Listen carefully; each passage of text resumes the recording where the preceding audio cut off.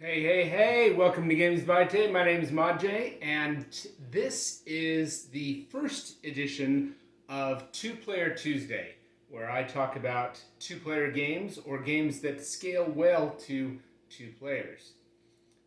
I've got a lot of them, and what brought this to mind was something I mentioned in my last segment. My sister-in-law asked me about two-player games, and I gave her a list of some two-player games. Some I'd played, some I hadn't, and it kind of just snowballed from there. People started asking her about the recommendations I'd given her, and I thought, well, why not do a segment on two-player games? Uh, this is not all of them. This is just some of them that I have, and I obviously will be talking about others. Um, a little bit of a caveat. For a long time, I kind of shunned two-player games. I had a mentality, because I've got a family, that I needed to find games that would accommodate as many players as possible. Well, I quickly found out that just because games say they're scalable to multiple players doesn't mean that they necessarily scale well to multiple players.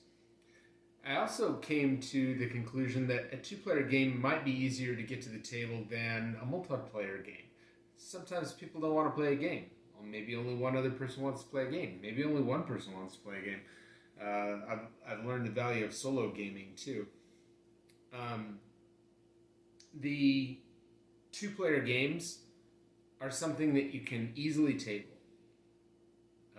depending on complexity. I have games here of varying complexity. I go from, I'd say, very easy with the Blockle and maybe Hive, to very complex with Twilight Struggle. I've got some games that are kind of middling.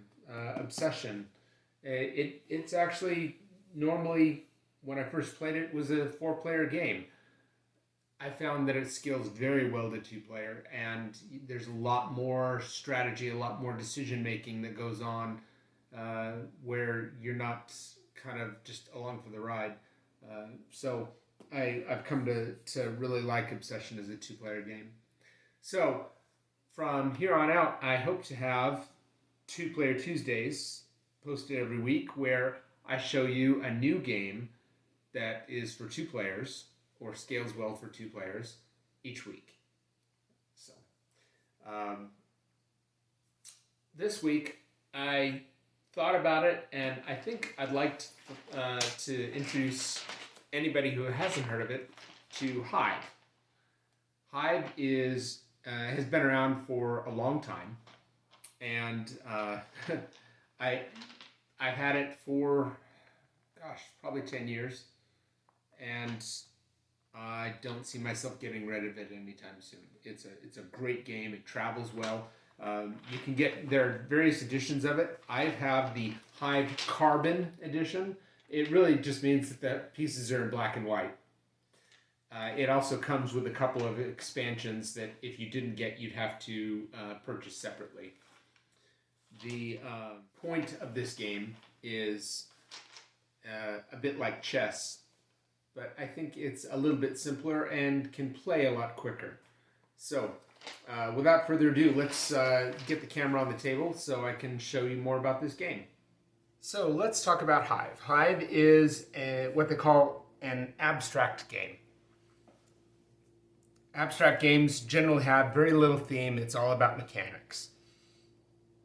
This kind of has a theme superimposed on it, but the theme doesn't really play an active role. It doesn't, engage in a story or have a theme or a campaign or anything like that. Hive is sometimes referred to as chess without the board. It's much shorter than a game of chess. You won't find yourself playing this one game for hours on end. So let's kind of get into the introduction of this. Each piece has a different bug on it, and each bug has its own movement rules. The goal of the game is to surround your opponent's B. You start the game by placing a tile. We play like chess, white goes first. Each player places their pieces at the beginning of the game. This is the only time during the game in which you can place one of your tiles where it would touch your opponent's tile. From here on out, every time you place a tile, it has to touch one of your pieces and only your pieces. So let's start with the bee. The bee can move one piece. Sorry, one space. My apologies. And it has to be placed within the first 4 moves of the game. So I'll place my bee right there. And black will place their bee right here. Now let's start with the beetles. The beetles can also move one space at a time, but they can do another thing. They can go on top of the hive. They can't be placed on top of the hive, but they can go on top of the hive. The spider, which they place, black just placed, can go 3 spaces on their move. No more, no less. Which means they could go 1, 2, 3. Or they could go 1, 2, 3. White moves the beetle again. And if I didn't mention this before, you cannot move your pieces until your bee is down. If I hadn't put my bees down yet, I wouldn't be able to move my pieces. White's beetle just moved on top of the black piece. That means that as of right now, this piece can't move. And it couldn't move before anyway. Let me show you why. If it moved, it would break a piece off of what they call the hive, and that's illegal. So you have to maintain the connectivity of the hive. But if that bee wasn't there, this piece would not be able to move, and it would be considered white all the way down, which means on subsequent moves, as long as no other black was around, I could start dropping my piece to surround it. And that would be particularly helpful if I was covering the bee. Here, if my beetle was covering the bee, I'd be able to drop, assuming no other black pieces were around, here, here, and here. But I wouldn't be able to drop here because it would be touching this black piece, or here for the same reason. Let's show you the grasshopper. They jump in a straight line to the next open spot. And that can be helpful if there's a space that's surrounded by other things that you couldn't move into. They cannot turn corners or jump farther or less than the next open space. The ants can go as far as they want. So I could take my ant and go all the way around here and connect to this grasshopper. Now, why wouldn't I connect to the bee? I could. By connecting to the grasshopper, I'm forcing the grasshopper to stay connected to the bee. He can't jump now because if he does, he would break the hive, and that's illegal. Another thing that would prohibit the ant's movement, it's called freedom of movement. If I wanted to move this ant and I wanted him right here, I wouldn't be able to do it because he's not free to get in there without pushing the hive open. I could go this far and that's it. Otherwise, if I pushed my way in, I'd be pushing the hive open, and that's illegal. That's where things like the grasshopper and the beetle, who can come off the hive, come in handy. These pieces are the pieces that come in the base game.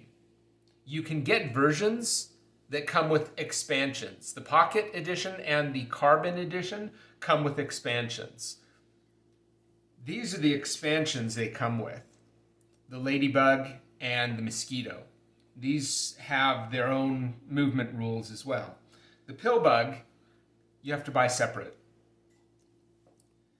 The mosquito, let's say I place the mosquito here, and let's say they place their ladybug here.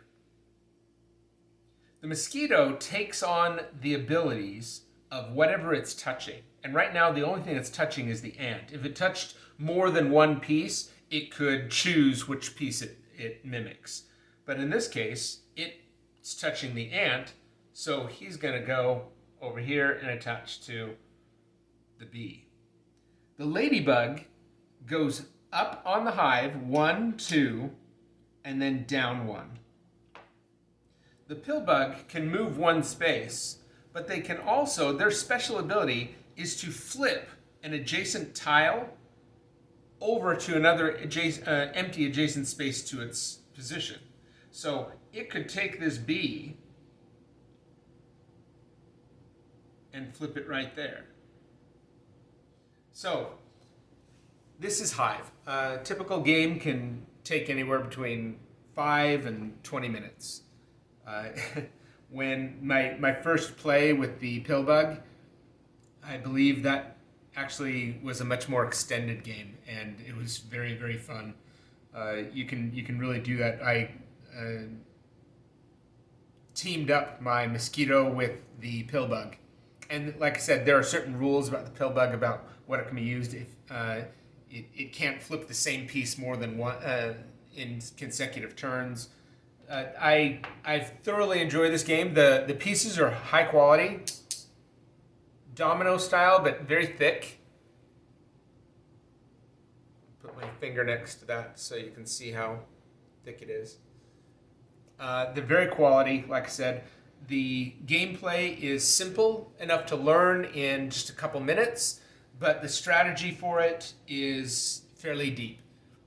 I can't say enough good about this game. It's something that I always recommend to people when they want a quick, fast game that has a lot of replayability. And this does have a lot of replayability. You can choose to play with or without the expansions.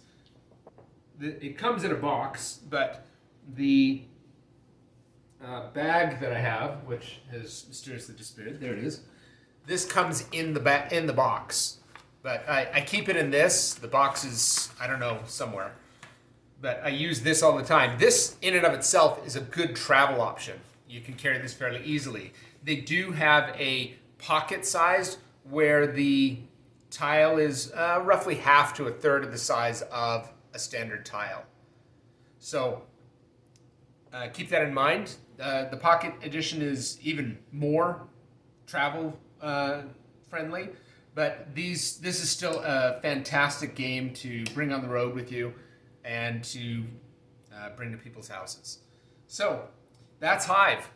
Let me know what you think. Let me know if there's another 2-player game you'd like to see next 2-Player Tuesday, and we'll see you next time. Thanks a lot.